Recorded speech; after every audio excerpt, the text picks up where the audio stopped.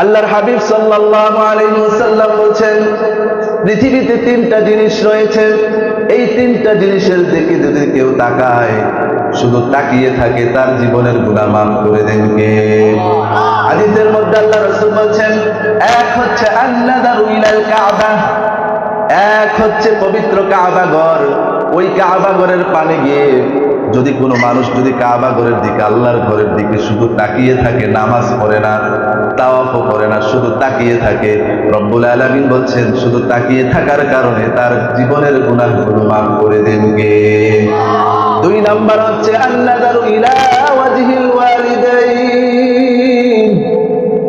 দুই নাম্বার হচ্ছে ওই নেক সন্তান, যে সন্তান তার পিতা মাতার দিকে নেক নজরে তাকায়, সুনজরে তাকায়, ওই পিতা মাতার দিকে নেক নজরে তাকিয়ে থাকার কারণে আল্লাহ রাব্বুল আলামিন ওই সন্তানের গুনাহগুলোকে মাফ করে দেন। সুবহানাল্লাহ। তিন নাম্বার হচ্ছে আন-নাযারু ইলা মাসহাব।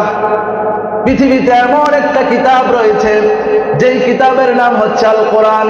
এই কোরআনের দিকে যদি কেউ তাকিয়ে থাকে, তেলাওয়াত করে না, অর্থ বোঝার চেষ্টা করে না, কিন্তু সে কোরআন পড়তে পারে না, কোরআন বোঝে না, আল্লাহর কোরআনটা খুলে যদি কেউ তাকিয়ে থাকে, তাকিয়ে তাকিয়ে চোখের পানি ফালায়, আল্লাহ রাব্বুল আলামিন বলছেন যতক্ষণ পর্যন্ত এই কোরআনের দিকে তাকিয়ে থাকে, আল্লাহ পাক তার জীবনের গুনাহগুলোকে মাফ করে দিতে থাকে।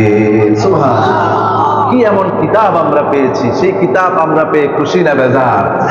এজন্য আমরা সেই কোরআন, আমরা কোরআন দিয়ে আমাদের জীবন পরিচালনা করব। রাজি আছো মুসলমান? কারা কারা রাজি আছো? দুহাত তুলে আল্লাহকে দেখায়।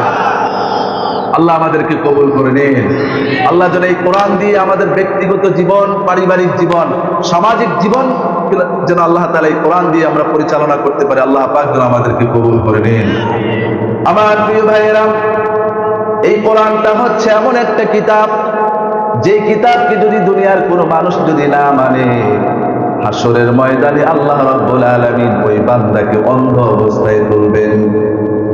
রব্বুল আলামিন বলেন, وَمَنْ أَعْرَضَ عَنْ ذِكْرِي فَإِنَّ لَهُ مَعِيشَةً ضَنكًا وَنَحْشُرُهُ يَوْمَ الْقِيَامَةِ أَعْمَى।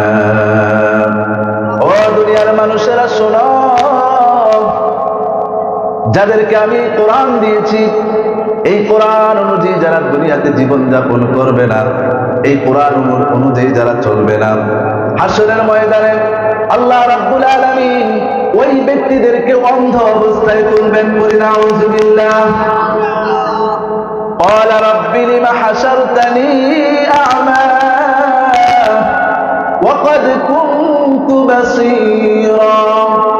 হাসরের ময়দানে যখন অন্ধ ব্যক্তিকে যখন তুলবেন, তখন তিনি আল্লাহকে প্রশ্ন করবেন, লিমা হাশারতানি আ'মা, ও আল্লাহ আজকে কেন তুমি আমাকে অন্ধ অবস্থায় হাসরের ময়দানে তুললে?